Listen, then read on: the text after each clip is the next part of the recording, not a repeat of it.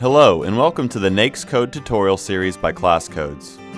This series is designed to help you become a NAICS Code expert.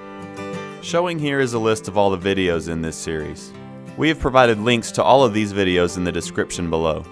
Today, we'll be going over the development of NAICS.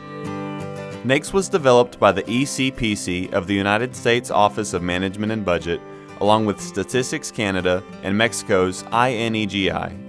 The three countries agreed upon 4 pillars in which the conceptual framework and principles of the new system would be developed. The first pillar of the Economic Classification Policy Committee was that NAICS would be based on a production-oriented or supply-based conceptual framework. This means that producing units using similar production processes would be grouped together in NAICS. Second, special attention would be given to developing production-oriented classifications for A. New and emerging industries, B. Service industries in general, and C. Industries engaged in the production of advanced technologies. Third, time series continuity would be maintained to the extent possible. However, changes in the economy and proposals from data users would be considered. In addition, in order to create a common system for all 3 countries, adjustments would be made where the United States, Canada, and Mexico had incompatible definitions.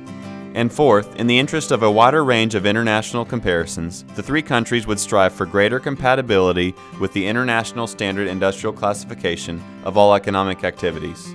I would like to quickly add that if you have any questions regarding this video, please ask in the comments section below. And of course, likes are very much appreciated. Moving on, in effort to assist with the development of NAICS, a user committee meeting was called in November 1994. The meeting included governmental organizations, economists, and business and trade associations from each country. A coordinating committee and subcommittees, which covered agriculture, mining, manufacturing, construction, distribution networks, finance, insurance, real estate, business services, personal services, health services, social assistance, and public administration, all worked together to help develop the proposed structure of NAICS. Proposals from all 3 countries concerning individual industries were considered for acceptance if the proposed industry was based on the production-oriented concept of the system. The structure of NAICS was developed and accepted by Statistics Canada, INEGI, and the Office of Management and Budget of the United States on December 10, 1996. Thank you so much for watching. Now that you've learned about the development of NAICS, you can continue your journey to become a NAICS Code expert by watching the next video in this series, The Conceptual Framework of NAICS.